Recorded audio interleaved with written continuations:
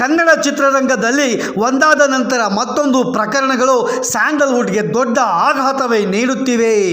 ಈಗಾಗಲೇ ಕೊಲೆ ಪ್ರಕರಣದಲ್ಲಿ ಆರೋಪ ಹೊತ್ತಿರುವ ನಟ ಚಾಲೆಂಜಿಂಗ್ ಸ್ಟಾರ್ ದರ್ಶನ್ ಜೈಲು ಸೇರಿದ್ದಾಗಿದೆ. ದಾಸನ ಅಭಿಮಾನಿಗಳು ಬಿಡುಗಡೆಗೆ ಹಾತೊರೆಯುತ್ತಿದ್ದರೆ ಕನ್ನಡ ಚಿತ್ರರಂಗದಲ್ಲಿ ಮತ್ತೊಬ್ಬ ನಟಿ ಜೈಲು ಸೇರುವ ಹಾಗಾಗಿದೆ. ಚೆಕ್ ಬೌನ್ಸ್ ಪ್ರಕರಣಕ್ಕೆ ಸಂಬಂಧಪಟ್ಟಂತೆ ಮುಂಗಾರು ಮಳೆ ಖ್ಯಾತಿಯ ಹಿರಿಯ ನಟಿ ಪದ್ಮಜಾ ರಾವ್ ರವರಿಗೆ ಮಂಗಳೂರಿನ 8ನೇ JMFC ನ್ಯಾಯಾಲಯವು 3 ತಿಂಗಳು ಸಾದಾ ಕಾರ್ಯಗೃಹ ಶಿಕ್ಷೆ ಹಾಗೂ 40,20,000 ದಂಡ ವಿಧಿಸಿದೆ.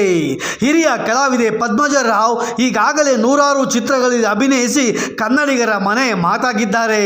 ತಮ್ಮ ಸಹಜ ಅಭಿನಯ ಮತ್ತು ಸರಳತೆಯಿಂದಲೇ ಮನಗೆದ್ದಿದ್ದ ಪದ್ಮಜಾ ರಾವ್ ರವರ ಈ ಪ್ರಕರಣ ನಿಜಕ್ಕೂ ನೋವು ತರಿಸಿದೆ ಎಂದು ಸಿನಿ ಪ್ರೇಮಿಗಳು ಸಾಮಾಜಿಕ ಜಾಲತಾಣಗಳಲ್ಲಿ ಮಾತಾಡಿಕೊಳ್ಳುತ್ತಿದ್ದಾರೆ.